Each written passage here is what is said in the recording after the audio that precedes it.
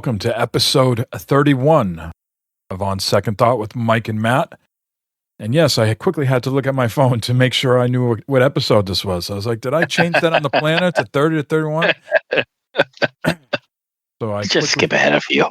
Yeah, make us look more sophisticated. Mm-hmm. But here we are, delayed by a day or so as I was out on vacation, cruising down to the Outer Banks in South Carolina. And Matt was out at the farm being a farmer. But sure. We're back now, and we are focused, and we are prepared to deliver a hell of a show. Whatever you say. Did you miss me in my absence, Matt? Did you? I did. I was stare at the walls last week. I mean, what was going on? There was a lot of staring at the walls, a lot of doom scrolling on YouTube and Facebook. You know, I had no one. You know, Barb doesn't understand when I talk. So, I had no one to really, talk to and stuff. Aww. So it was sad. It was sad. I'm glad you're back. Well, thank you. Are you on board with this whole thing that within 6 to 8 weeks, all the groceries are going to be off the shelves and you need to stock up now, or you're not quite there yet? Drink the wine while you can.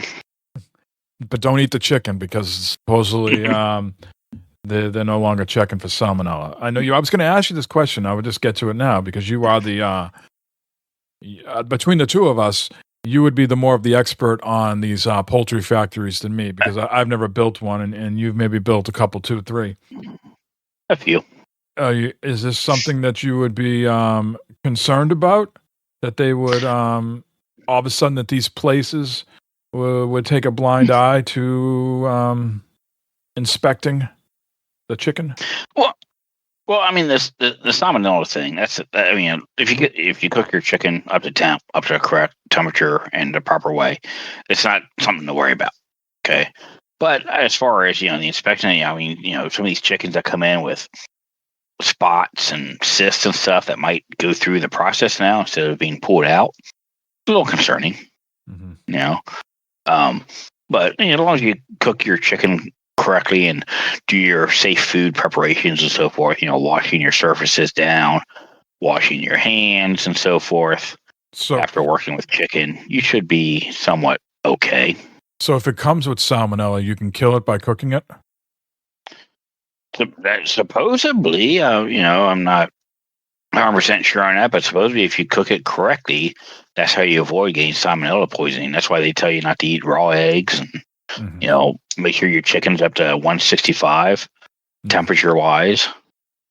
What we're getting at here is the current administration says they will no longer require poultry companies to limit salmonella bacteria in their products, ending the past administration's effort to prevent food poisoning from contaminated meat. So yeah. Anyways, careful what you put. That's another. Careful what you put. That's another part. That's another podcast. That's unfortunate. That's but yeah, I heard about that this past week, amongst many other things that the administration is doing and going on with. So, hooray for us, I guess. I don't know. Mm-hmm. I'm afraid to talk badly. Yeah. To get. Next thing I know, I'm speaking from a cell in El Salvador, wherever. So. People are going to be people. That's one thing I noticed traveling all over the world, starting back in the 90s. And, by and large, people want to be friendly, enjoy a good meal, enjoy their privacy, and have fun. I certainly felt that on my vacation. I didn't feel like traveling like anything was too different in the world.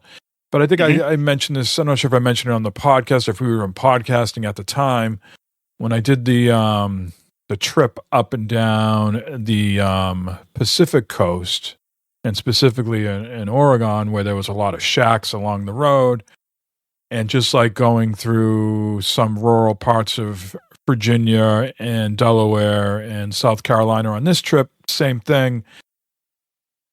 The people living in those shacks and shanties, they love to tell you who they voted for. And I don't know how to wrap my head around that. But it is what it is.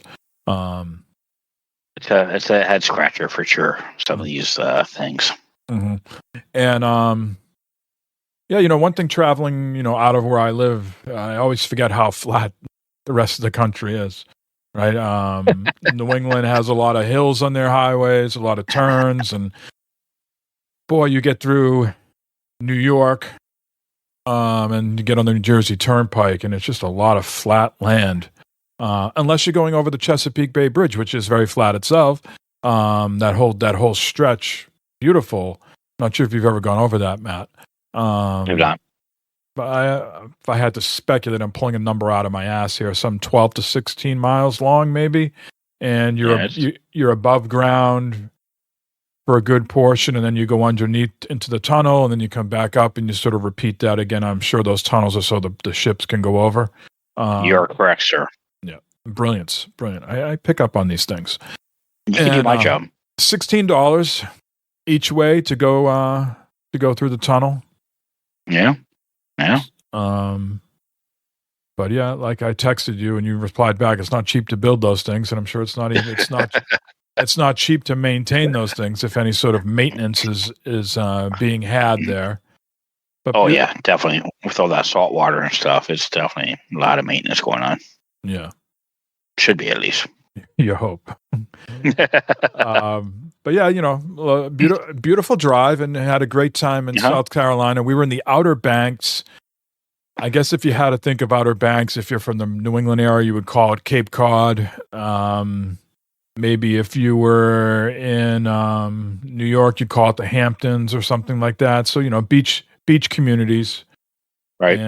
And we were at the very, about as north as you could go in South Carolina, in that particular area of Outer Banks. We were in a town called Corolla. And we went a little bit further, and I guess things that caught me off guard that I was not prepared for is some people live on the beach, in which we call beach communities. Actually, their road is the beach. And to go on the beach, you have to lower your tires to 18 to 20, whatever. That was a DPI? PSI. Yeah, thank you. And I think about those people, every time they have to leave their house to go on the beach, they have to lower their tires, and then they have to pump them back up and sort of repeat. So you think of yourself going to your employment, Matt, you go into your architecture firm, and you live on the beach. Every morning you got to lower your tires, and then you go out after you lower your tires, you got to pump them back up to go into the office, and then sort of repeat that over and over again. That is a hell of a way to live, first of all. And then just to see people use the beach as like their road, it was very interesting. Traffic going in both directions, and to the left and right of you, people have their cars parked and are enjoying the beach at the same time. We went on the beach with a tour because supposedly the Spaniards, way back when, brought horses, specifically thoroughbreds, to the United States. It wasn't called the United States back then, obviously. And then they ended up moving these horses to this part of Carolina, and they're wild. They're not, they don't give them any sort of, shots. There's no tracking devices on them. They have, over 200 volunteers that track them and give them names, but they don't interfere with them in any way. They don't feed them. They don't provide them water. They are 100% wild. And so you live out there, you could open your door and there could be a whole harem outside of, stallions and his girls, just in your front yard or in your backyard. They're deathly afraid of the ocean. They don't go in the ocean. There's streams and stuff back deep in there that they get their water from. But they occasionally do go out onto the beach to, strut their stuff and roll around in the sand. They hang out a lot in the dunes. So did you take any lessons? Did you go out on the beach and strut your stuff? Did you? Oh yeah, 100%. Good. But these weren't particularly big horses, though. There was some stallions, but a lot of them were, I think the maximum was like 900 pounds. They're not, no horse you're going to see run the Kentucky Derby. These are smaller horses. we saw a bunch of them, and they say they live about 25 to 35 years, and they were out and about, and they got their whole lifestyle down. Some get kicked out of the group because they don't want the competition. They live with mom and dad, and if they have a boy, the dad eventually doesn't like the competition, and they kick the kid out, and the kid looks back for a couple months saying, "Mom, why am I not invited anymore?" Yeah. And then he eventually moves on to this other area where the bachelors are, and where he finds his girl. It's quite. We were in a Hummer doing this tour, like not like not like one of the new Hummers, like one of the old, sort of military ones that they put seats in. Yep. And very, very bumpy. It was crazy. We were going up and down these roads, and hell of a lifestyle. You know who lives out there? Who, Mike? I'm not sure if he lives there, but he has a house there, and you can definitely tell it's his house. It's the guy who owns Gravedigger. He's from that particular area. He's from that particular area of South Carolina. So when we were leaving, he's got like some sort of museum or office. Yeah. But he's also got a property out there in this beach community, and it's all green. All these other people, got various colors of house, but this guy's got a green fence, the green, the Gravedigger green on the house. Yeah. Very interesting. That whole area. I'm sorry. Go ahead. Well, it is very interesting. Some people you could tell are all year round people, right? That they've made a lifestyle choice to live here on the beach. Where I stayed, it was very much like a rental community, right? Cul-de-sac, 20 to 30 units, very close to each other, very few people living there all year round. Every house has like the rental info, who to call, real estate agent, Out there, those are people that have made a conscious decision by and large to live off what I would call live off the grid. It is wild to drive around in the sand and occasionally see all the wires coming up. Like someone's fucking look like whose fucking extension cord is like, in the middle of the road here. What the hell's going on?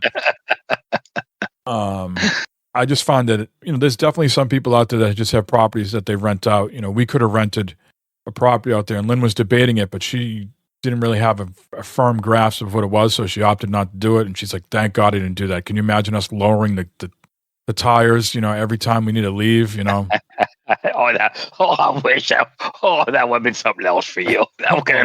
We're going home today. Fuck this. Yeah, exactly. Yeah, so there's some shacks back there. There's some nice houses back there. There's a lot of houses in development, in repair. It's the ocean right there. So, you mentioned a little while ago the salt. So a lot of that, pressure treated wood that people have for their porches and everything, it takes a beating. It doesn't look so nice and fresh anymore, even though the wood could be perfectly fine. Got that real like dark look to it. That just doesn't make your aged dark look. Yeah, it doesn't make your property look as nice, right? All right. And you don't paint pressure treated wood, right? You just stain it, so it's got like. Yeah, I mean you can stain it, you can paint it, but it doesn't work for it very well. Yeah. So it was just a very interesting to see how people live back there. Clearly the area is used to it because. Dominion, the energy company or cable company, had all their trucks back there doing work, so people are installing electricity and cable. So they weren't fazed by it, but us city slickers were like, what the fuck is going on here? People using this beach as their, it's their main road, as Main Street. Wild. Yeah. That's wild. So what was this, like an Airbnb or something that you did this through, or some other organization? Yeah, we did it this time through Verbo. Mm-hmm. Yeah. Same thing, right? They're Airbnb and Verbo about the same thing. Yeah, exactly. Yep. Yeah. Okay. So that was an interesting situation. So I don't think you've ever rented through Airbnb or Verbo, but a lot of these houses come with like a manual, like sort of their policies, and hey, this is where you should go out to eat, get your groceries, etc. And they usually give a little like blurb about who they are. And they said they were a young couple from like Orange County, California, and they're part of their family's real estate business, so they have property in California and South Carolina and somewhere else. And they had 2 or 3 other properties on the street. What was interesting, there was nothing in the guide about trash. And I noticed when I got there, some of the trash barrels were full. Right? And so we sent a message like, hey, we see this magnet on the fridge that says on Wednesday night, trash should go out. Do we need to like, take it out? And within like 30 seconds, we got a reply. I said to Lynn, I go, that's not a fucking person. That's fucking AI. Because I applied a few weeks back before I went on vacation. I applied to this company that's their whole thing, is providing sort of AI solutions to people that in the rental Airbnb Verbo space, so they can sort of AI can manage the property for you, and you can go amongst your day. Oh wow! And so we did the AI, spit the thing back, asked the couple, and said, yes, please take it out. I said, that's not a real person, because a real person wouldn't say that to you. They'd say, oh, I'm so sorry that you had to experience the trash being left over. We'll handle this. Bottom line is, we didn't need to take out the trash. They must have some management company or some deal with someone local coming to take the trash, because we were getting the trash ready, and all of a sudden I noticed the trash barrels were out in the street. No, so, interesting. Yeah. And I don't even know if those people are real. I said to my wife, I go, I don't even know if that could just be a ploy to leave you, to make sure that you pull at your heartstrings to leave like a nice review. Like, oh, this is a young couple, using this as, secondary income, aren't they?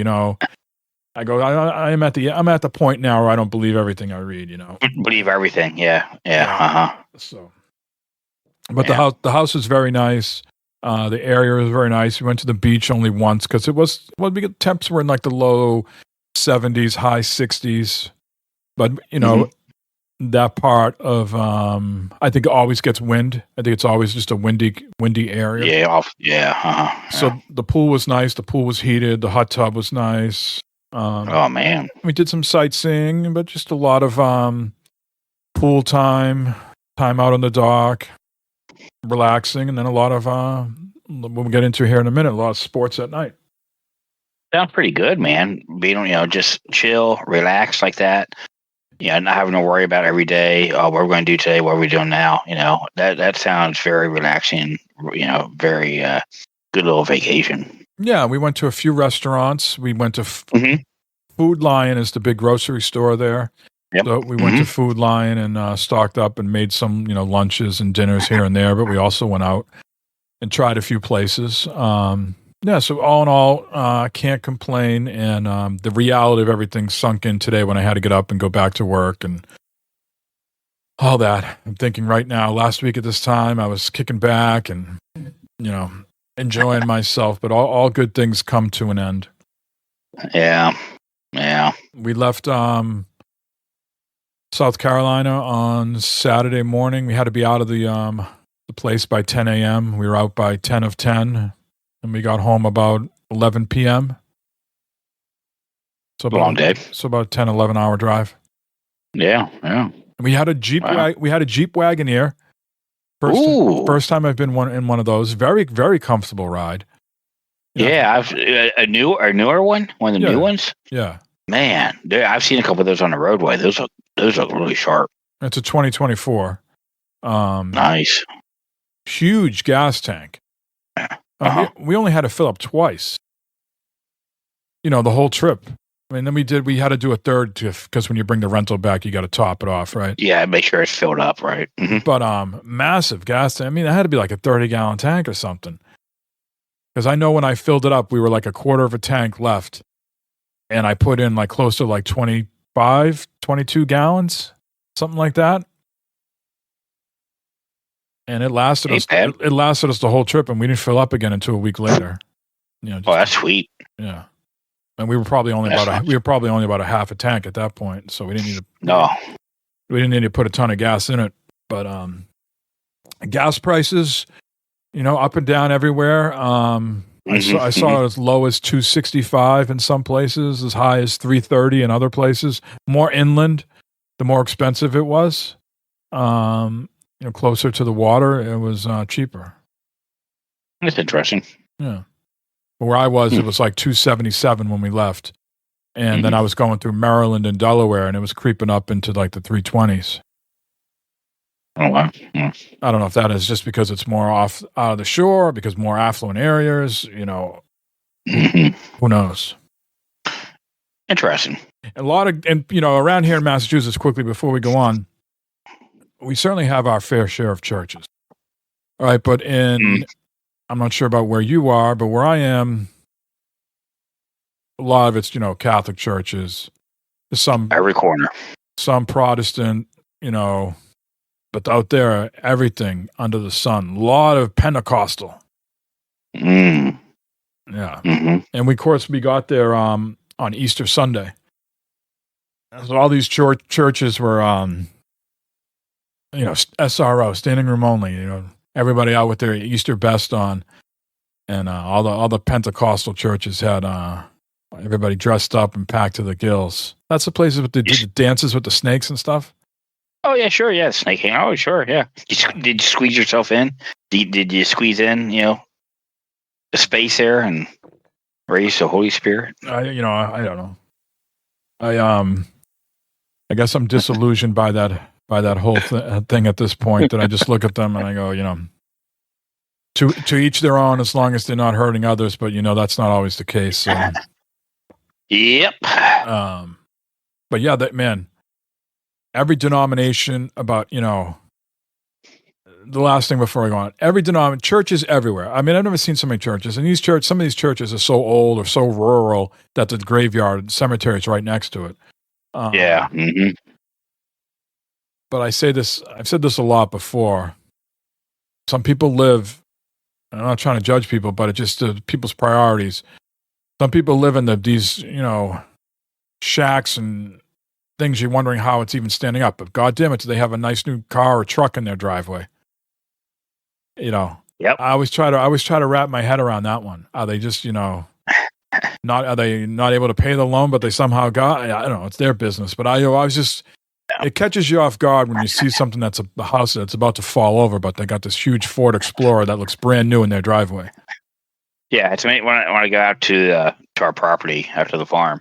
It's the same thing. I'm going down some of these roads and that, and it's like you got this shack, this little mobile home or something like that needs a ton of work, and there's a brand new 4x4 truck out in the front, or a new big motorhome camper or something. It's like, well, goddamn, your camper is nicer than what the hell you're living in.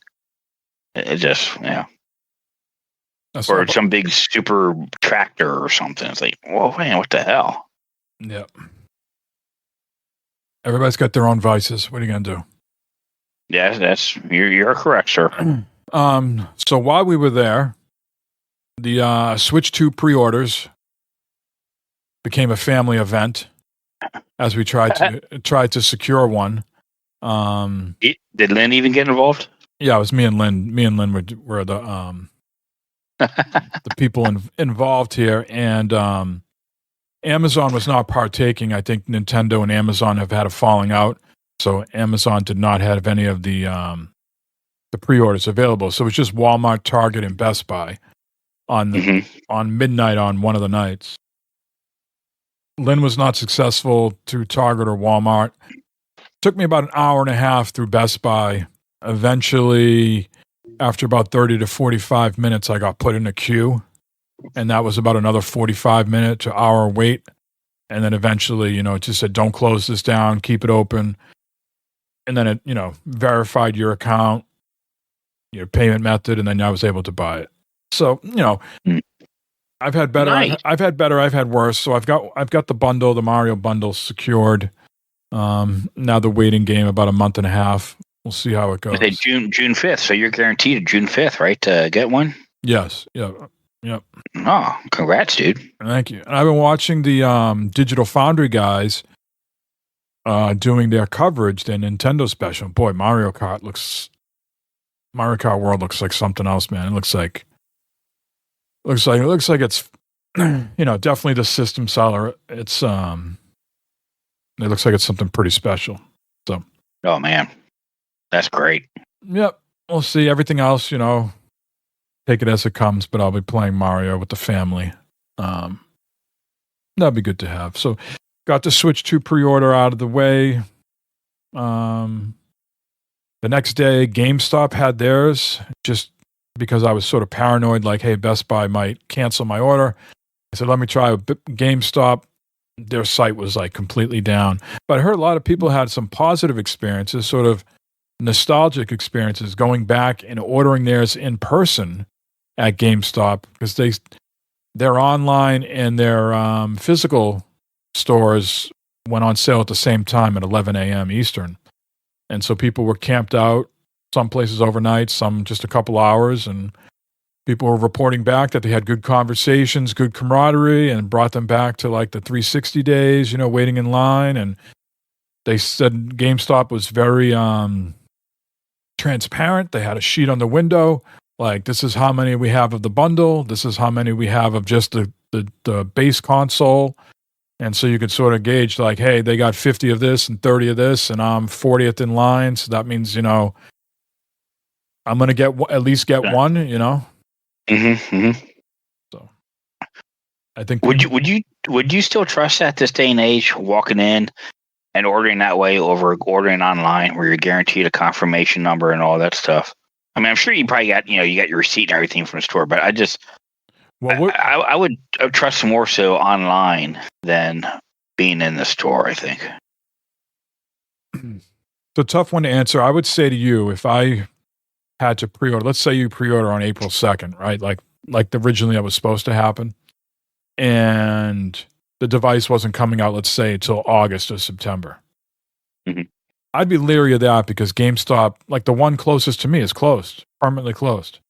Well, that's the other thing. Yeah. I think here, where you're ordering mid-April and it's coming out like 6 to 8 weeks later at most, I think you're in an okay spot.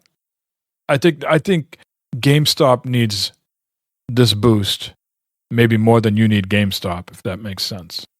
You're correct. I think what you're driving at, though, is that the store element, especially GameStop, has the propensity to say, well, we know we're getting this many in, but our employees want them, so we can give them to our employees so they can buy, and then Joe Schmo gets sorry, we didn't actually get them in, you're now on a waiting list. Yeah. I'm just getting, the transactions online can happen much, much quicker than in the store, because you're talking back and forth and that, and just that chance that, okay, their allotment, when you buy it in the store, it's already sold online and gone, but they still get your money and stuff. So, like, who wins there? That went to the store, or the person online? Well, I tell you, ask the people who ordered through Walmart. They got the confirmation that it went through, and then the next morning they got their order canceled. Yeah, you see, yeah. Mm-hmm. Oh. Yeah. Mm. Damned if you do, damned if you don't. I would put more faith probably in the Best Buy. Going to GameStop, I think, I think it really depends on your GameStop and how you feel they're run and blah, blah, blah. Sure. Mm-hmm. Yeah, right. Now, the interesting... I'd be worried about it from GameStop anyway. Yeah. I got mine with the pickup. I think they're having like a midnight launch. So I theoretically could go on midnight on the 5th and get it if I wanted to. Buy donuts. Yeah. It's also my wedding anniversary. Buy pizza. Oh, well, ain't that just sweet? ain't that just sweet? So other things we were doing on the vacation at night, I was wondering if this, for me, this feels like the best sports time of the year, minus football games. But we were in everything's going on. We are heavily invested in the Boston Celtics right now, so we're watching a lot of the NBA playoff games. Unfortunately, the Bruins aren't in the NHL playoffs, but those are going on right now. Thursday night, we watched a draft. Friday night, we watched the draft. Getting caught up in that whole Shedeur Sanders thing. And then, baseball is going on right now. So it's just a really great time if you're into sports. And especially, there's nothing like playoff hockey and playoff basketball. Just really intense, real chippy play, some fights. It's just a great time. So I'm not sure if you caught any of the sporting events, but we were definitely we've definitely been watching. The Celtics are up 3-1 right now. Hopefully they can close it out tomorrow night and move on to the next round. Yeah, whatever of course I'm not in Boston, but Lakers and Celtics, pay attention to those too. So when I'm able to watch them on TV, I try to tune in to either or team, whichever one's playing. So Celtics, especially with the connection with you and everything. So yeah. So it was a fun time. My youngest doesn't have anything to do with it, so he's off on his iPad. But my middle son and Lynn and myself were heavily invested. So it's good. Nice. I gotta tell you, you saw the picture of me waving on the balcony there, and you can see if you look at that picture to the right of me, that's the big windows in the TV room. So just being able to watch sports and look out at the water, I don't know how to describe it. It gives you a great feeling, and then it gives you a feeling of like, this isn't permanent, you know what I mean? So it's like, kind of like both emotions, like, wow, this is awesome, but wow, this is going away and I'll never, be doing this again. You don't know about that. Who knows? You guys could end up, owning a place like that or some shit, Yeah, we were looking. There was a couple for sale there, if you got 1.7 million, Yeah, sure. I mean, Zillow likes to tell me like my house is worth like 1.2 million. That's like great. Well, you're almost there. It's like great. That's the whole problem of them telling you how much your house is worth. Like, well, great, it's worth that much, but I got to spend just as much to move somewhere else. What the fuck? That's right. Exactly. Exactly. That's the thing, Barb. I going through. It's like they're getting ready to raise taxes and everything here again. It's like, okay, maybe it's time to move and sell and take advantage of the home equity and all this shit. And just Barb's like, yeah, but all that money is just going to be spent on a new place. I was like, yeah, it will be, but maybe it's time to move on. Move into our last home or something. You want a home with wheels? That's what you said you've always wanted. Yes, I do. If I don't like where I'm at, and get the fuck up and leave. How do you pay? How do you do a property taxes at that point? You have to have a mailing address, don't you, for your Social Security and stuff like that, like a PO box. Just get a PO box. Yeah, and you don't have to pay. You don't have to pay any property tax. You just occasionally. If you don't own property, you don't pay property tax. Now you have to pay your regular yearly taxes and stuff. I mean, I have to pay taxes on when I make withdrawals from my retirement and all that shit. You guys still got to pay taxes on income and that. But it's property tax. If you had no property, then I'm sure that gets bundled into like you want to stay at some place like short term or long term, and that gets built into the fees. Sure, somehow. Yeah, because that place is paying the property tax. Yeah. I mean, yes, we are still exactly right with your nightly fee or whatever. Yeah. So. Yeah. Yep. All things to consider. Not too far away. As you know, before I left, my dad came home from the hospital, and he's doing just okay at home. And so that gives you your own sort of look down the barrel of the gun of mortality that, geez, he's only like, 28 years older than me. That seems like a small number. 28, I can count that pretty easily, 28, right? Yeah. Mm-hmm. So you just think your own longevity at that particular point. So yeah, Matt, the Hummer's on wheels. Here we are, because our youngest is still pretty young. We're not moving anytime soon. Yeah, that's fine. I mean, you got yourself a great little place there, so no reason to move. Nothing going on. So. Yep. I like to keep people up to date on the we've talked on this podcast and other podcasts about people coming down my driveway and doing things. I come home from my walk yesterday, and someone drove down my driveway and pulled into this like open grass area on the left-hand side that sort of opens up to the high school track in their softball field. And so there used to be a chain up, and I'm not sure what happened, who took it down. There used to be a chain that said like no parking, no entry. And our neighbor on the shared driveway said before I moved here that, you know, he would always be fighting with people coming onto the driveway because no one wants to carry their bases and their bats and everything. You know, every people are going to be people, right? Humans are going to be humans. They're going to look for the easy way out. Hey, if I can park here and just, you know, take 20 steps to the softball field rather than parking in this big parking lot that's a half mile away and carrying all this shit, well, I'm going to park here. Well, the problem is that you're driving on someone's private driveway. Yeah. And so, you know, sometimes I can get caught up in my own head and I'm thinking of things and I got the right music on and I probably come out of the car looking like a serial killer. Doesn't help, you know, it doesn't help with my visual appearance as well. But I'm like, you know, all these girls are playing at this softball field and I must look like, you know, like that crazy guy in GTA. You know what I'm talking about? Yeah, You know, Trevor. And I identify the coach because the coach is the only one that's not like in, you know, baseball pants. And she still must have been like 21 or 18 or 21, you know.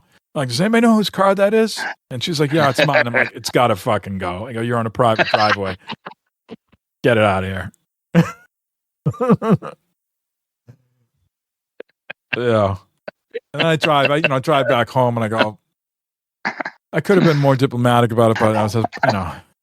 Hey, why? It's your property. I mean, do you have a sign at the end of your drive that says private drive? No. Do not enter? No. Why not? Because I'd have to approach that with my neighbors, you know. There's a lot of people that use the driveway to walk and they cut through the field. You know, I want to be nice to people, but I draw the line if you fucking start driving down my driveway. You know, that's like parts of the driveway are not in good condition as is, and the more traffic that comes on it, you know, the more it gets beat up. So I called town hall today, and they're like, "You got to call the school district. There's nothing we can do. It's their property." I go, but isn't the school part of the town? You got to call the school district. So, you know, I left. They're like, "Good luck." I was like, "Yeah, fuck you." I left a message with them. Will anybody call me back? No. So, you know, pretty much I'm going to do is like measure it off and go to like Home Depot or Lowe's and get a chain and, you know, get some sort of sign that says, you know, do not enter, whatever. Yeah, I would have been the first thing I did if I would have moved, you know, bought the house right down the driveway, private drive. Yeah. No entry. Probably should. Lynn wants to do it and I always tell her no. I go, you know, but here we are. Put spikes at the end of the driveway. But before we left, I left for vacation. We didn't get much gaming in because Matt's supercomputer went a little sideways. What happened? You left me. You left me to, you know, figure this out on my own and work on this by myself. Yes, because I would be of great help with these things. Yes. I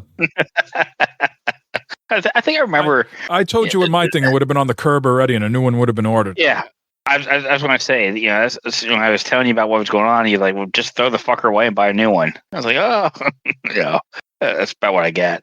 Yeah, it was you know, a week ago. I'm sitting here and I'm doing shit on the computer and watching videos and that, and the video would freeze, the sound would go all wonky and stuff. I was like, "Man, okay, what the hell's going on here?" And I looked around, you know, things started acting slow and stuff.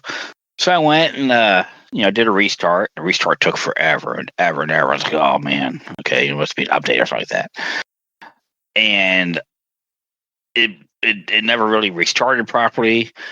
So I did a bunch of, you know, hard resets and stuff and did some things. And then I started wanting to go play, you know, some games, and none of my games would start because it said it couldn't find the executable file, which is on the secondary drive. And I was like, "Man, what the hell is that all about?" So, you know, Windows Explorer and looking at that, and I was like, "Well, it doesn't see the drive." So I had to restart again, and it would restart real quick. I was like, "Okay, cool." And then the drive would show up. I was like, "Okay." Now I click on the drive. then everything would get wacky and screwy again. All things would lock up, it'd go slow, and all that stuff. I was like, oh no, what the hell's going on? And then there's only like 266 gigabytes left of space. I thought, well, that's plenty of space, but maybe something's going on. And I saw there was like an update folder that was on the secondary drive, and I did some research about that and Windows updating that. And I said, well, maybe there wasn't enough. So I did a reformat. I reformatted everything, but where I kept my files. And then things worked for a while, and even the reformat was a little wonky. And finally, everything came back up. It was working fine. And I started messing with the secondary drive, installed some stuff, a couple games, and it started acting up again. I was like, oh, what the hell? And finally, after, a day or two, I was like, my secondary drive's fried or something to do with that. And so, I took it out, I reset it, restarted everything up, and still kind of was all fucked up and that. And finally, I told you, Mike, I was like, well, I'm just going to order a new second drive. And so it came in, order from Best Buy, went that Friday, went to go pick it up, brought it home, installed it, formatted, all that shit. And ever since then, everything's been working great. So something happened with that. It was a Western Digital drive. I know, Mike, you said that Dane Amarick and a couple other people have had issues with Western Digital drives. I don't know if it was the heat to get to it or just bad, or what. But this time I've got a Samsung drive. That cat who peed on the baseball bat, peed on the drive. Peed on the whole computer. But it's been working fine and dandy ever since I installed the new drive. Everything's been great. I think where I last left you off with that whole thing was you were trying to find the screwdriver to get the screws up because those are like the tiniest little screws. Oh god, yeah, I did. I found a screwdriver. It was in my trusty drawer here. I found that, so swapped everything out, did everything, and booted it right up. Recognized the drive. Formatted it, and boom, there it was. So I downloaded Steam again and started downloading my games and stuff, and everything's been working great ever since then. And of course, since I reformatted my computer, I had to reset everything and do things and stuff. Like before this happened, last time I kind of recorded, everything was fine, but tonight we recorded, I had to reset the sound and everything on Discord, and it's like it's like odds and ends here and there. Thanks, Windows. Yes, I want the audio coming out of my PlayStation controller when I'm on Discord. Like, why would you pick that as opposed to the headset? Yeah. I plugged in my DualSense. It's like, oh, we found a new audio device. Do you want to use it? I was like, no. What the fuck? No, I don't want to use that as my audio device. Use my speakers, my headset. What? My new computer has USB-C drives and USB-C inputs, right? Mm-hmm, mm-hmm. And so some of my headsets, like the Steel Series headsets I have for the Xbox and PlayStation, you need to essentially plug two things into the PC: the dongle itself, and then the headset. So you need a combination of the old style USB and the new style, the A and the C. And so my other computer, the one I'm broadcasting on here now, only has USB-A, doesn't have USB-C. So I use the new computer to update the firmware on those headsets. So now when I go to the drive, the listing of all my audio devices, there's like 3,000 like Steel Series that like show up, and like I got the Sony headset in there, then plus the TV speaker, the TV as an option. It's like the year of 2025. Can it like detect like? I know I don't have any of those devices detected right now, so can it not like show those? I'm sure there's some setting in there that you can flip on only show active, but god damn it wants to show every little device I've ever hooked up to the fucking thing. Yeah. And then, I'm playing, so I'm playing Kingdom Come and, trying out, a bunch of pretty heavy hauling games as far as graphics and stuff go. I'm like, man, something doesn't look right. Something's not right. Then I went and I forgot with this monitor, it's 144 hertz. Well, I got to go in, I got to set that, from 60 to 144. And then all of a sudden I got all these settings and stuff that come up, and it changed all my presets for quality and all that. And it's like, okay, now we're looking good. Now it's looking like it used to. Just in time for the Diablo season to drop tomorrow. Yes, sir. Yes, sir. I'm ready. I'm ready. Well, let's talk about what you've been playing that you will no longer be playing because Diablo will be out tomorrow. Yeah. I see that you got more into Blueprints since I think the last time we spoke on the podcast, it was talking about how this was.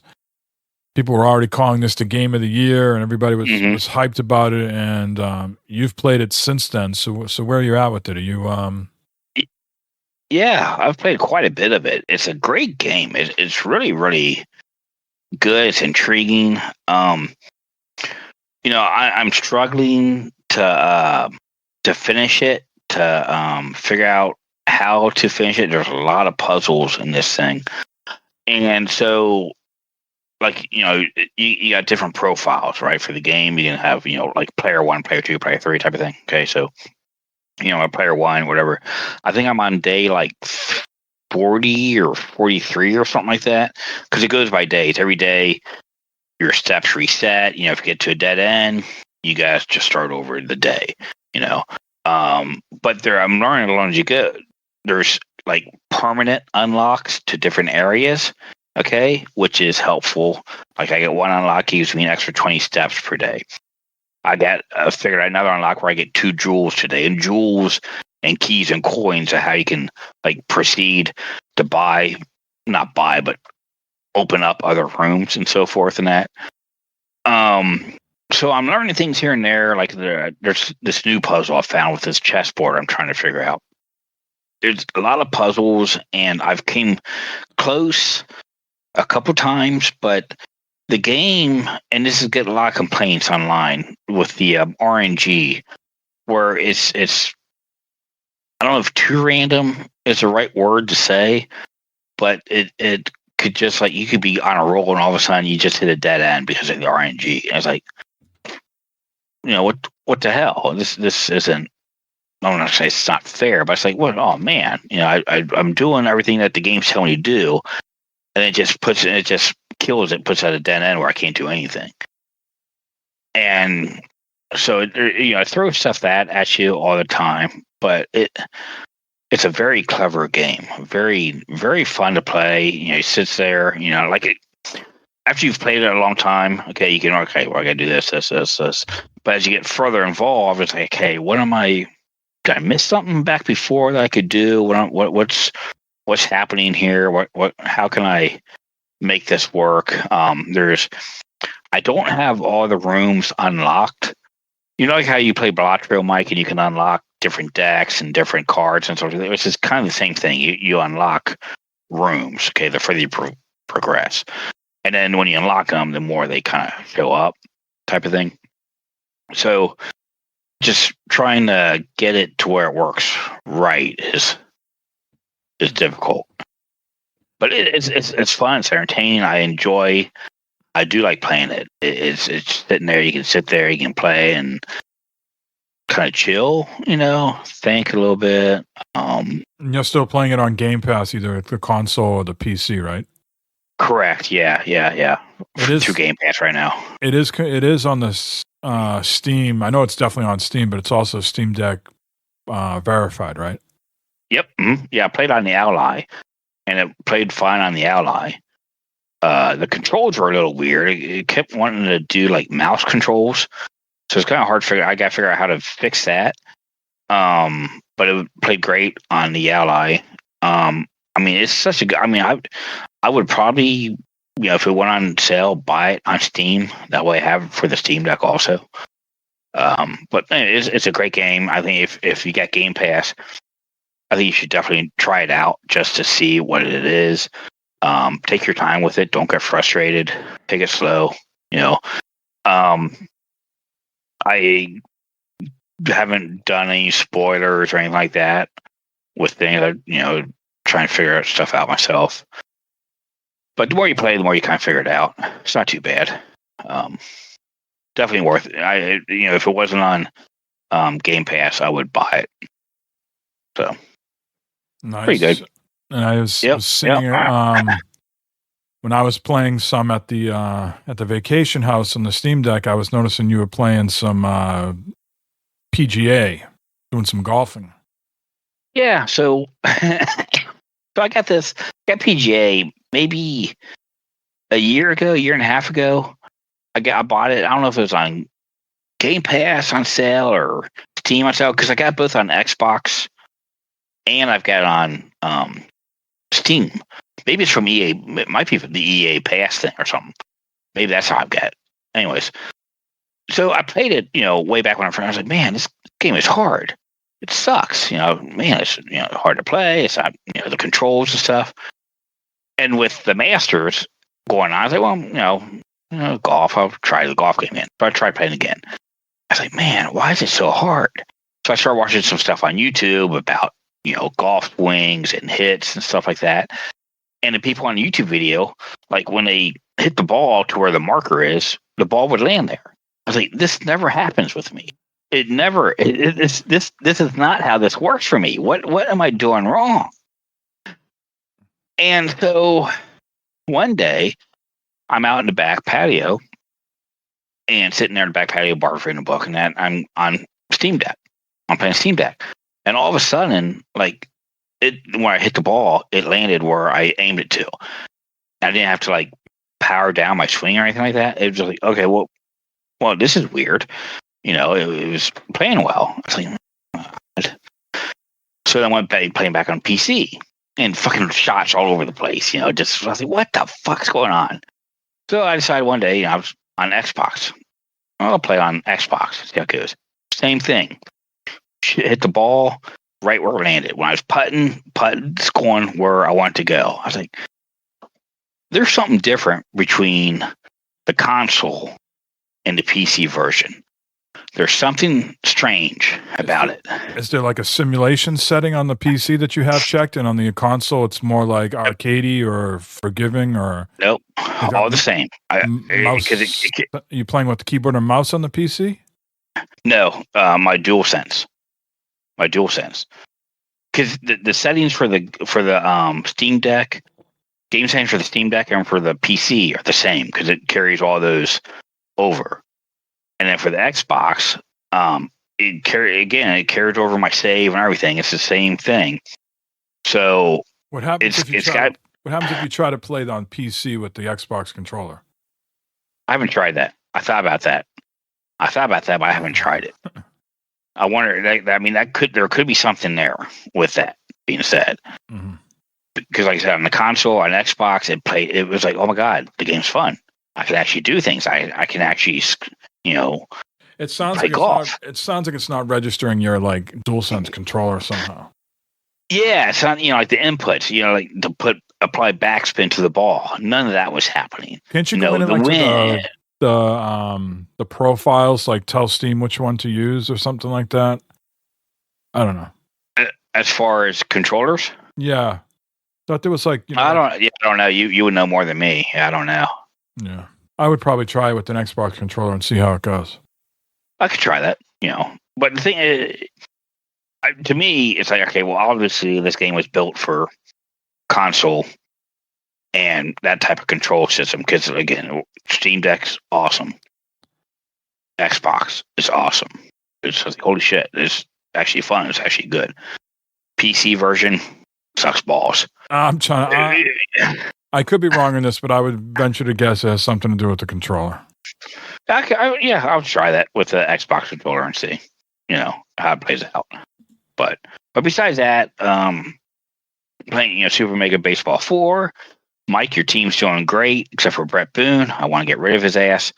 But the team's doing great. We're doing good. We're, Dave Parker's finding his stride, starting to get some home runs and RBIs in as cleanup. So that's good there. Playing that, and then here and there chilling with some Geometry Survivor, which is, again, a great game on the Steam Deck to play and mess around with. It's just a nice, classic, good old arcade game to have fun with. I played a bunch of that on vacation, and I had some good 20-minute runs. Completed a couple more of those. Still haven't done that. The hell of a thing when all that shit kicks off, and then you can grab these. Eventually the power-ups evolve into their final state. It's like you're at a rave. Everything is just popping off. I have a fucking epileptic seizure or some bullshit. Yep, exactly. Prior to me leaving for vacation, I finished South of Midnight. So it's another good game on Game Pass. I finished Avowed not too long ago, and now South of Midnight. Good story, art style, music, everything very interesting. I won't give out any spoilers. But the combats can be a bit repetitive, which was fine for me because I felt like I really mastered the combat. I was good with the blocking and the parries and doing what I needed to do, so that didn't bother me too much. Some typical, how many games have you ever played where you get to the boss battle and the boss mechanics are like something you've never did the whole game. You know what I mean? There's like an enemy type you've never encountered. Think of like Split Fiction or any other games that we've played. We're like, wait a second, we've been doing something this whole game this one way, and now I get to like this final boss battle and you're throwing something at me that, I haven't seen before. Some people could say that's fair. Some people would say, hey, that's video games. To me, it feels a little bit like, I don't know, thrown in without much consideration of what's been going on the whole 99% of the game. But kind of something that's there just to be there type of thing. Yeah. But I finished it, enjoyed it a lot. Very good. I don't think it would be a game for you, Matt. Nope, taken.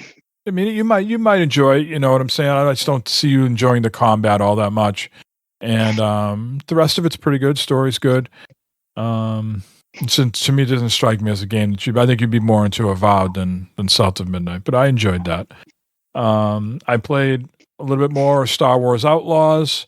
I'm getting the hang of some of the systems.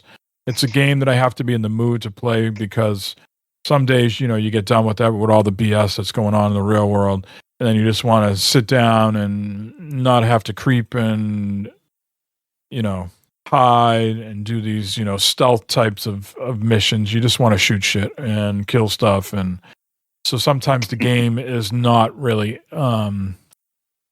indicative of that play style. So I've been playing it in small chunks here and there, but I do think it's a very good game and it's something different. So I am going to be persistent in completing it. I did play Deep Rock Galactic Survivor a lot on vacation on the Steam Deck. This is a roguelike game. That's co-op too, isn't it? Oh, you're thinking of Deep Rock Galactic, which is their main game, their base game. Yes, that is. Oh, this is something. This is different. Yes, this is like kind of like a spin-off game. It's a top-down or asymmetric, sort of like Diablo, look to it. And you got to, you got these dives that you do, and there's 5 rounds, and you got secondary things that you have to like get a certain type of gem or a certain type of flowers or a certain type of mushroom cups.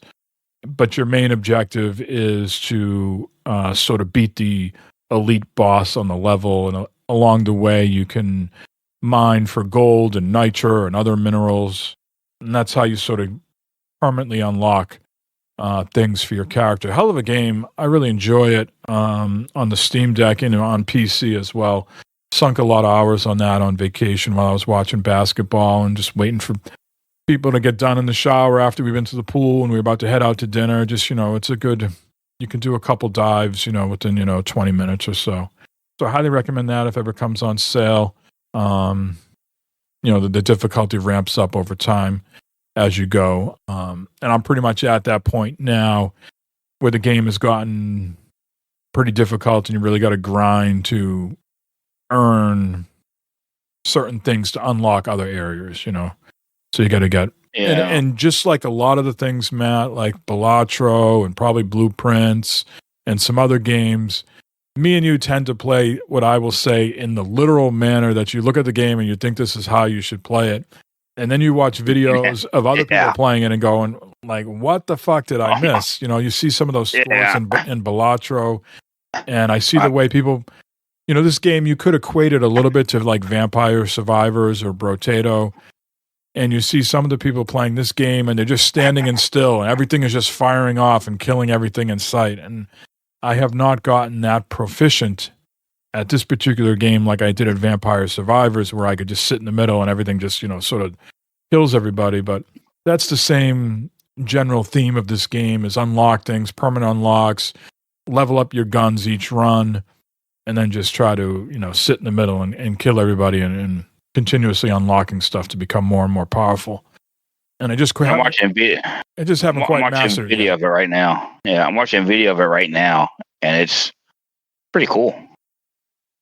Yeah, and then the dwarves have little, like, you know, cool sayings, and there's this like overlord guy telling you, you know, hurry up, you know. Mm-hmm. I enjoy it a lot. Looks like it would be something I would run well on a Steam Deck. Yeah, for sure. And it's in early access, so I think it's getting released in like September or October, so they keep adding to it and iterating on it, and yeah, I'm having fun with it. I think it's coming to consoles too later this year, like when it gets officially released. So it's just on Steam right now?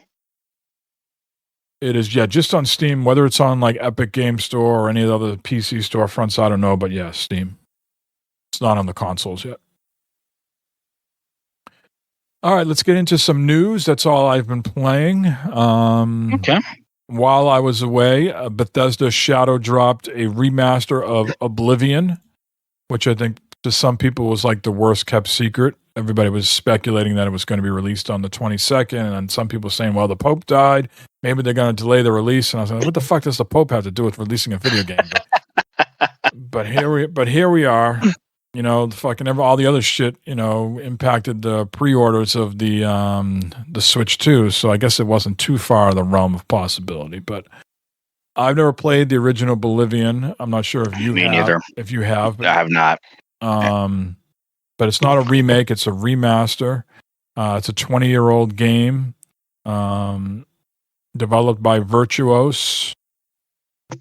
And it's part of the Xbox Game Pass. But if you want to buy it, you can also get it on Steam and PS5 or on Xbox if you want to pay. This would be another, I think, game worthwhile checking out on Game Pass.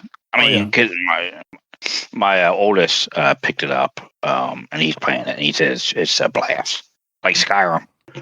Yeah, for sure. And I've never played it, so I definitely it is on my list of things to check out and play. So that's pretty cool that came out. And like I said, it was a bad kept secret. Everybody was sort of speculating. But I guess it runs fairly well. It's been modernized. It uses Unreal Engine 5. Audio and UI and leveling systems have all been updated. So I guess they're saying it's the best of both worlds of Skyrim and Oblivion that have been enhanced, modified for this particular remaster. So I'm definitely looking forward to checking it out. We'll report back in a few weeks and let you know. Another game that we might have to check out that has become a smash hit is this title just rolls off your tongue, Matt.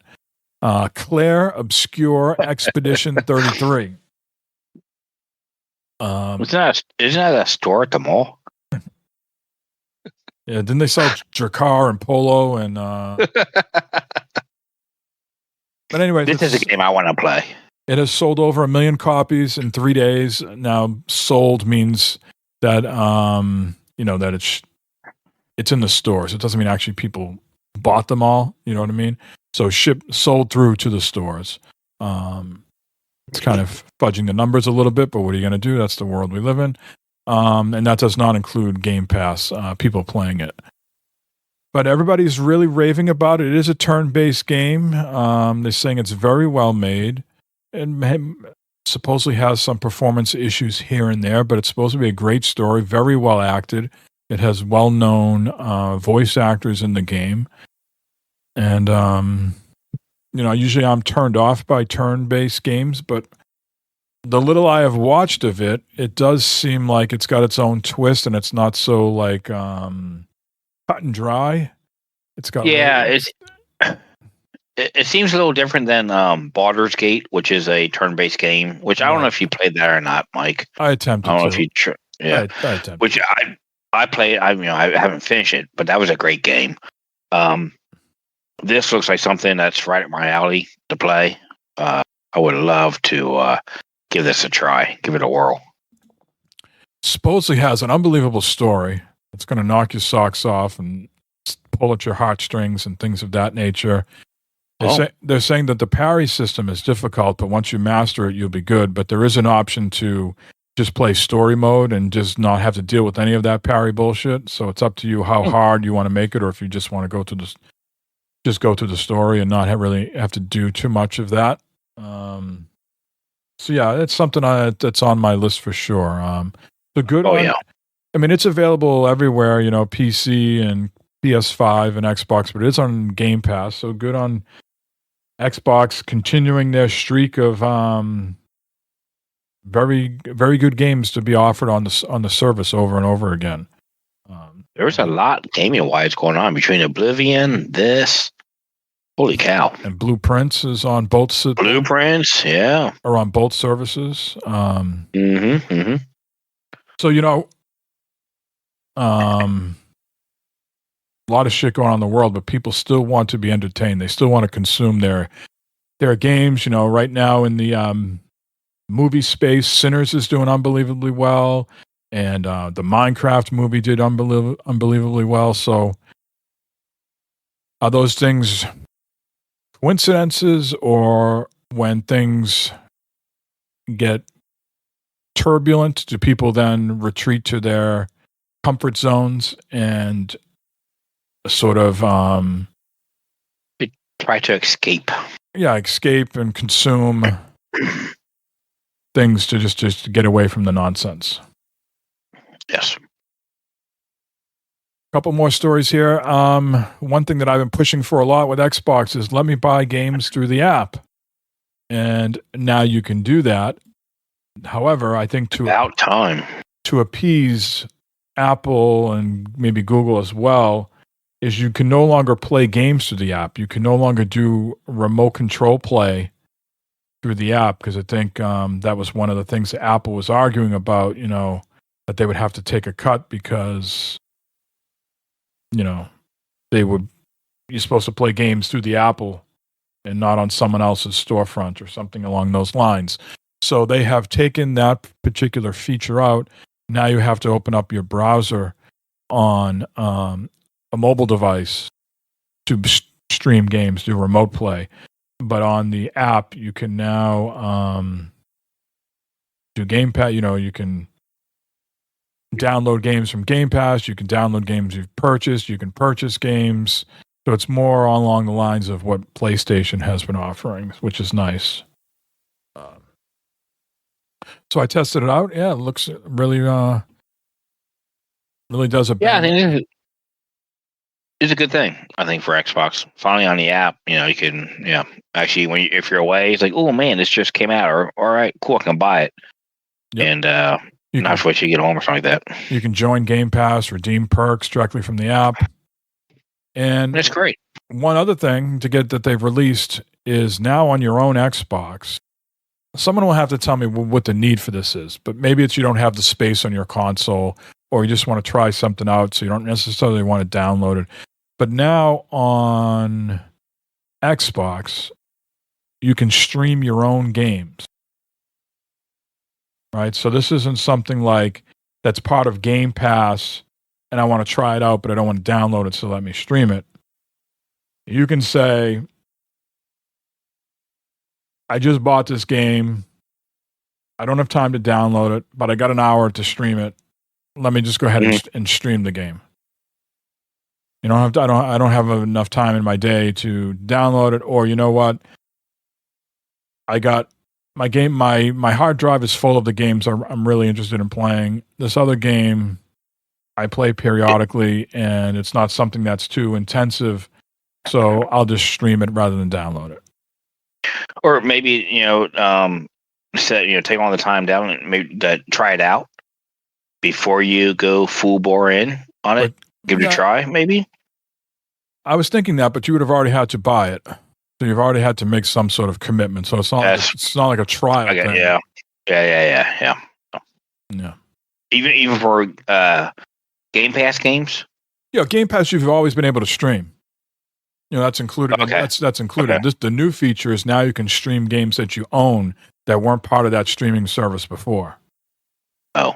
So if you went out and bought, I don't know, let's just say you went out, I'm trying to think of something that's not on Game Pass. Let's say there's a Far Cry game, right? Mm-hmm. You want to just go back and complete some side quests there because you got a sudden itch to do that. Or The Witcher, right? You bought The Witcher and you want to go back and play the DLC. But your hard drive's full because you've been downloading all this Game Pass stuff. Well, now you can stream The Witcher because you own it and you can go ahead and stream it. I guess that's the applicable use case. I would assume. And the last bit on two stories here. Madden NFL 26 has locked in a release date, and it is coming to the Switch 2. However, Matt, it is not coming to the PS4 or Xbox One anymore. That they are officially cutting the cord. It's only going to be on current gen, and like I said, the Switch 2, and it's coming to PC. You're more of the Madden guy. Has it been on PC the last couple of years? Last season, it was on PC. I've got it. Yeah, I mean, for years, these were only console games, and I think they just started recently coming to PC because it's going to be coming to PC via the EA app, Windows, Steam, and Epic Game Store. Yeah. And like I said, Switch 2 and PS5 and Xbox Series X and S. But no more PlayStation 4 or Xbox One. So I'm curious, for some gamers, as we know, only play Call of Duty and Madden, right? And will this give a boost at all to sales? Will people say, hey, I only play 2 games. I really didn't feel the need to upgrade until they no longer support my system, and then I'll upgrade. So I'm curious, come August, are we going to see a little uptick in those sales because some people will no longer be able to play their Madden on their precious PS4 and Xbox One? I think it's possible that you'll see it. But I also believe that the people that we talk about here with this have already upgraded to the new Xbox or PS5 or whatever. Yeah, I think it has been, we're going on 5 years now. Yeah, right. So I think it's already, and I've said this throughout all my podcasting years, it's time to cut bait and move on. When you release a new system or you buy a new system, you buy a new system for a reason, for all the upgrades, for all the shit that it can do, not to be held back by previous versions. It's an interesting concept, and one that could dedicate a whole podcast to. I was just listening to Digital Foundry today. A lot of the Switch games will work on Switch 2, but there's going to be some Switch 2 versions of games that there's no upgrade path. So if you think of Breath of the Wild or Tears of Kingdom or the Kirby game, you want to get this you already own the Switch 1 version. You pay somewhere between $10 and $20 to get the Switch 2 version. Just like on PS5, they just put out Days Gone, the PS5 version last week, and you pay $10 to get the upgrade from PS4 to PS5. Well, there's some games like the Harry Potter game where it is a brand new port from whatever they're not porting the Switch version over to the Switch 2. What they're doing is they're taking the PC version or whatever the master version is and taking that and putting a whole new effort behind it to port it to the Switch 2. They don't care if you bought the Switch 1 version. You got to buy the new one because it's a whole different animal. It doesn't behave and have the same functionality as the Switch version. The game can run better and do more things on the Switch too. So there's that I find some stuff like that, interesting. And how far back do you go support games and the upgrade paths? Do you not dedicate a whole show to that type of nonsense?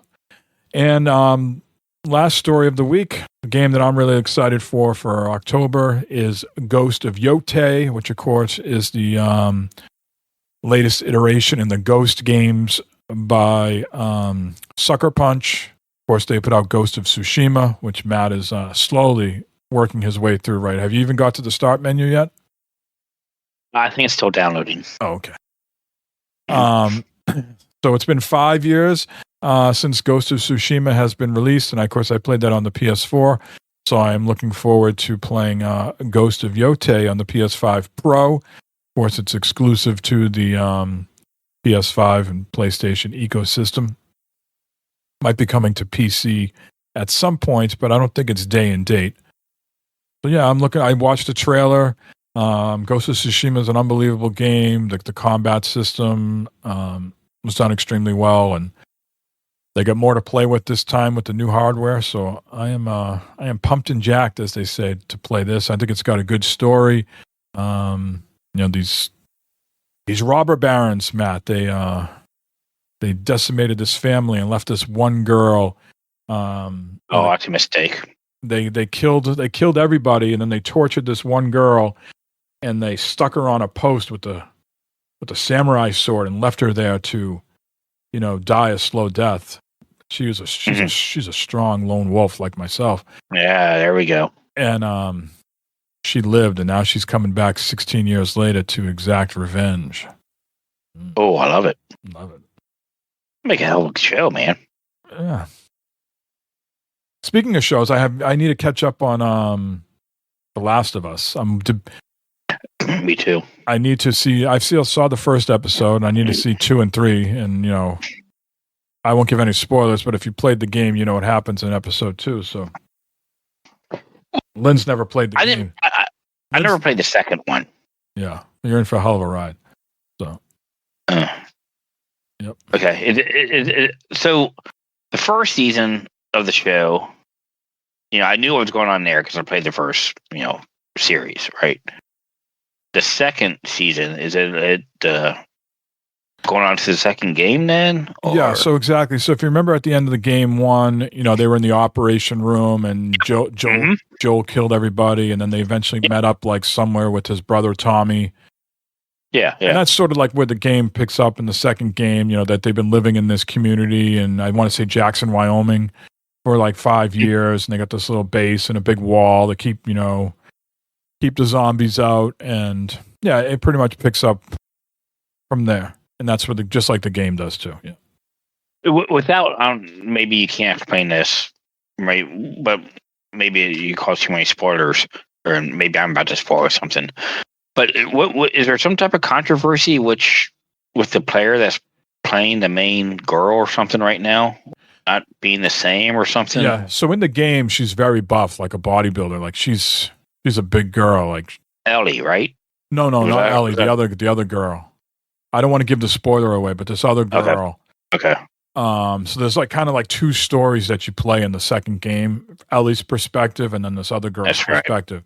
And this other girl in the game, very tomboyish, very, very thick, masculine. And so far, I've only watched the first episode, and face-wise, you could say it's similar, but body type doesn't appear to be similar at all. And I'm not sure if that's I'm not sure if that's the controversy. Yeah, I'm just hearing things here and there on social media about the character, or they could have picked someone. I'm not up on the whole thing, but just wondering if you heard anything about that.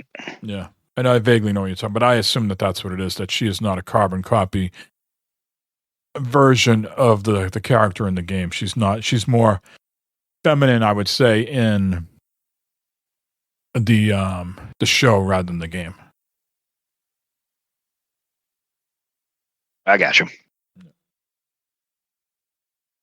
All right. Well, that is episode 31. I'm not sure if you have anything else to add, man. Anything we discussed? Did you survive seeing Minecraft in the movies and throw popcorn when you yelled chicken jockey, or I caused all types of havoc in there. I've been told not to come back, but I had a hell of a time there. Mm-hmm. And you're going to be going to a different theater to see Sinners. I hear this is not to be missed. That's what I'm hearing. I've heard a lot about this movie also. There's no nice theater that you can take Barb to on a Friday or Saturday night that's you got assigned seating that you can drive to and go rather than have to just run into the theater and grab the best seat. There's no. Yeah, it's right around the corner. It's right around the corner here. I tried, folks. I tried. Every now and then I said, "Hey, you should take Bob to this." I said, Steve Earle's coming to Cincinnati. He's playing this very swanky, that's right. Swanky place in Southgate or yeah. No, I didn't buy those tickets. Yeah, he's like, "Who the hell's Steve Earle?" Yeah, and I was like, "You never heard Galway Girl?" And he had all sorts of big hits, but he's a Copperhead Road. I mean, you've had to hear Copperhead Road. I probably have if I look it up. I'm going to see him in August. 50 years Nice. He's been performing, so he's doing stories and songs from his 50-year career. Wow. Yeah. That's pretty good, man. That's a hell of a career. I'm going to a whole bunch of shows starting not this weekend, but next weekend through November. I got tickets for 4 to 5 shows. I'm taking Lynn to all of them, and she doesn't know any of these. Oh, she's going. Doesn't know any. She's going to be so happy. Yeah, she doesn't know any of these people. She doesn't like the style of music, but I don't want to go alone, so I'm bringing her with me. There you go. Give her Nice. A little culture. There you go. Hey, she might end up might go on her. Who knows? I've been listening to this real quick. I've been listening to this. I'm not sure if you've ever heard the band called The Hold Steady. Never heard of them. Matt would take one look at them and go hipsters, but they've been around. They've been around for 20 plus years. Okay, and the singer's he does solo records when The Hold Steady's not putting out records, and he's got a new record out. And this guy is very much a verbose lyricist, meaning there are some songs where he is just sort of throwing out prose, very,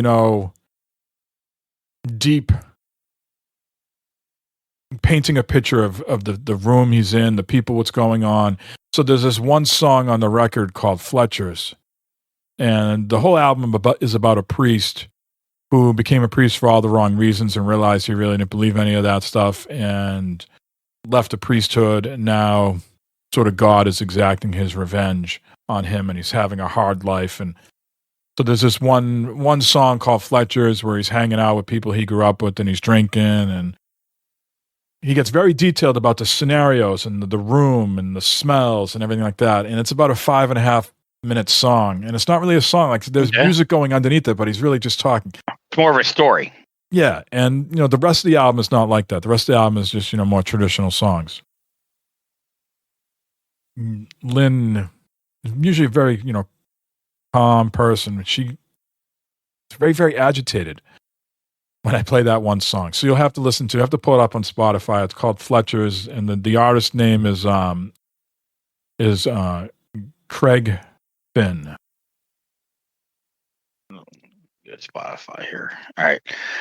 So you bring up a good thing here. So you said you was in the car together for 10, 11 hours. Yes.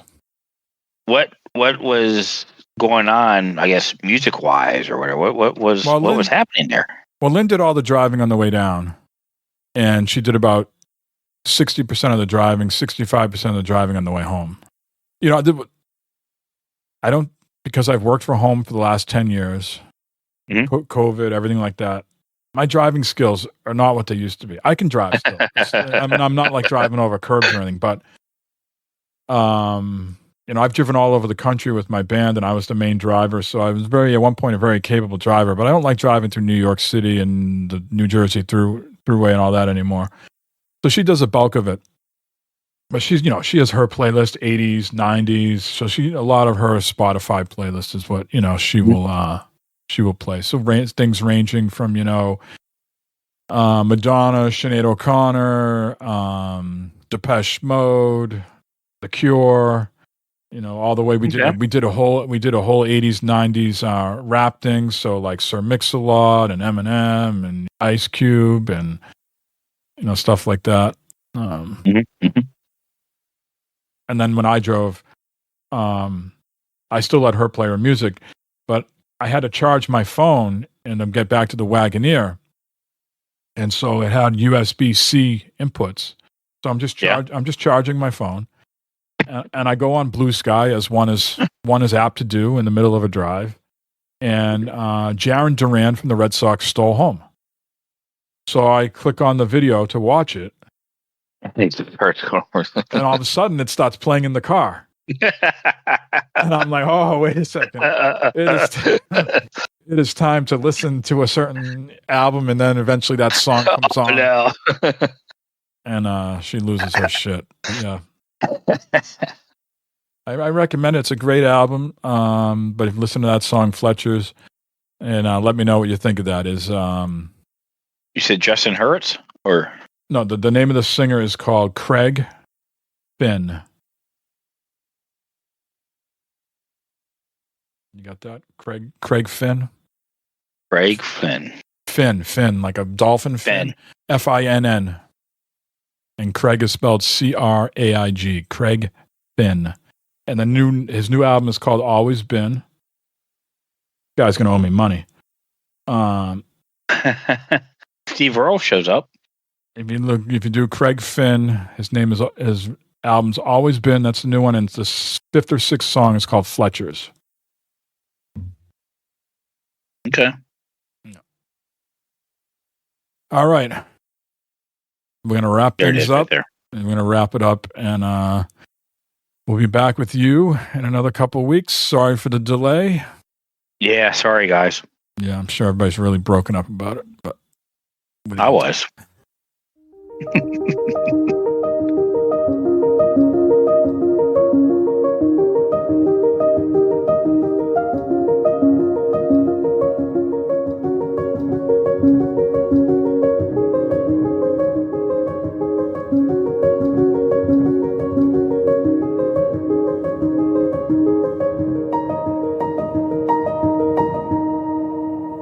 I don't know why I haven't got any wood. I don't understand.